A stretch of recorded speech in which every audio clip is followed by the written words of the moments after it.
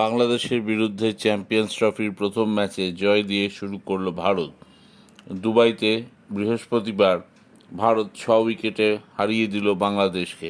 228 run যখন স্কোরবোর্ডে তুলেছিল বাংলাদেশ, তখনই জানা ছিল ভারতের পক্ষে এই রান তাড়া করে জয় শুধু সময়ের অপেক্ষা। সেটাই করে দেখালো টিম ইন্ডিয়া। রোহিত শর্মা 41 এবং শুভমন গিল 101 রান করেন।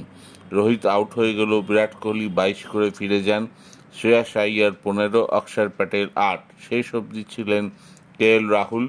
তবে আজ শুভমন গিল যেভাবে ব্যাটিং করেছেন এবং ওয়ানডে ক্রিকেটে তার 8ম সেঞ্চুরি এনেছেন, তাতে বোঝা যায় তিনি দীর্ঘ রেসের ঘোড়া। আইসিসি ট্রফিতে এটি তার প্রথম সেঞ্চুরি এবং ভারতের ভাইস ক্যাপ্টেন হিসেবে তিনি বুঝিয়ে দিয়েছেন তার খিদে কতটা এবং ইন্ডিয়ান ক্রিকেটে কেন তাকে প্রিন্স বলা হচ্ছে।